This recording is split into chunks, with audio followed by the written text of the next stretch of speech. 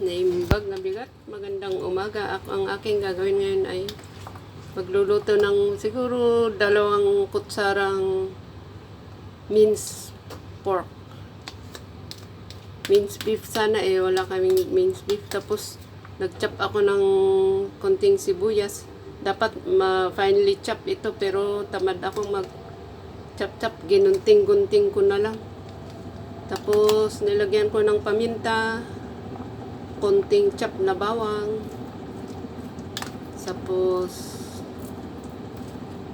konting ngayon dahil maliit ito, hindi ko pwedeng ilagay yung buong itlog. Lagyan ko lang ng 1 kutsara para hindi masyadong matigas pa pagka iluluto yung siyempre kung maraming itlog ilalagay tapos ang liit-liit nito hindi maganda, hindi na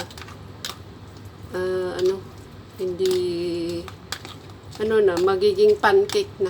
So ayan, ihalo-halo ko muna. Pag maghalo pala tayo ng isang direction para maganda yung texture pag maluto. Iba yung texture na pagka kinokontra, ginaganon. Iwan ko lang, pero pansin ko lang sa aking mga niluluto. Hindi ko ayan, okay na.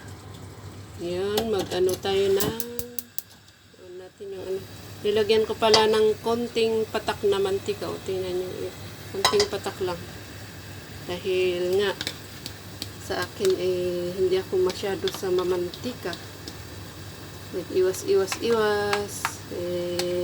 mas maganda yung ganon. Ayan.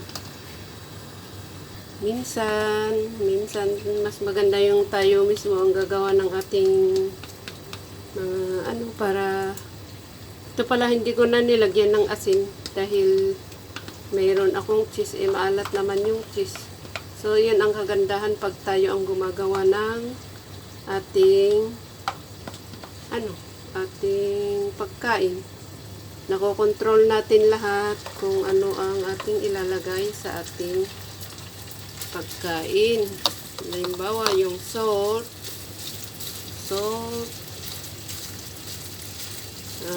kung ano-ano, mantika, ayan. I-spread ko na.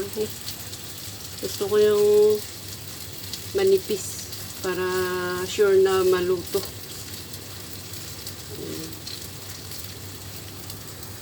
Hindi finely chop ang aking sibuyas, kaya ito medyo parang mahirap ibaliktad, pero sana okay siya.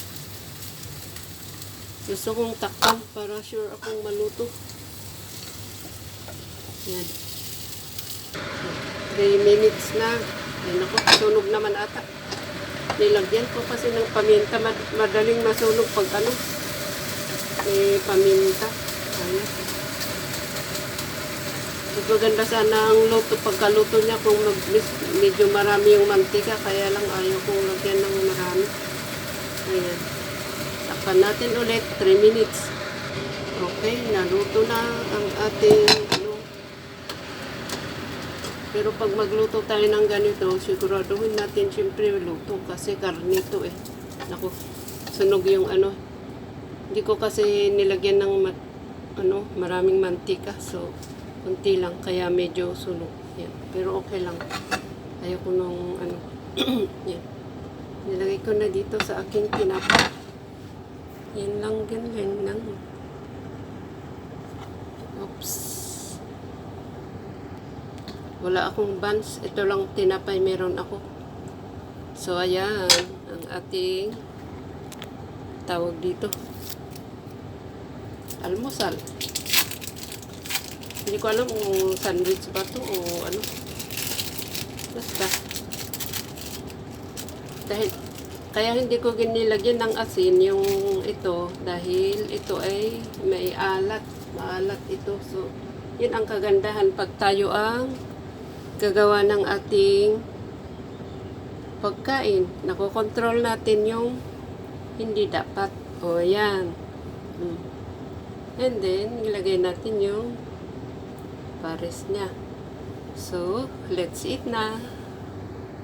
Dahil itong tinapay ay medyo makapal, hindi makapal ang slice niya. So, pwede kong bawasan.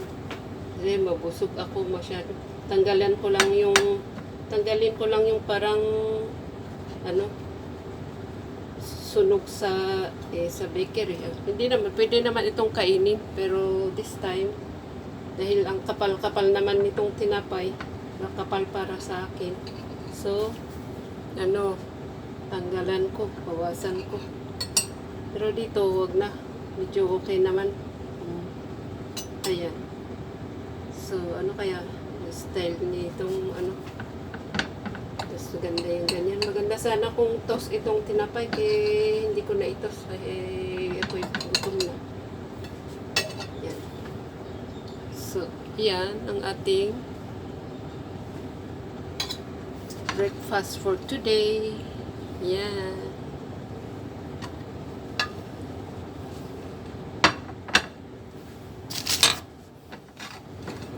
Parang naging tuna tuloy. Yung kulay niya, kulay ng karne parang tuna tuloy o natunaw yung yung cheese. Mainit kasi. Pero okay lang. Matutunaw din naman sa tiyan. So, kain na po tayo. Ito palang tinapay ay yung tawag nila, whole grain. Whole grain. So, let's eat. Ito ang aking kaganapan ngayon, ang aking nagawang almusal. Parang ang kapal-kapal. Hindi ko, ito lang siguro ang pwede kong makain. So, yan. Let's eat. Bye-bye. Maraming salamat. It's me. Ayan.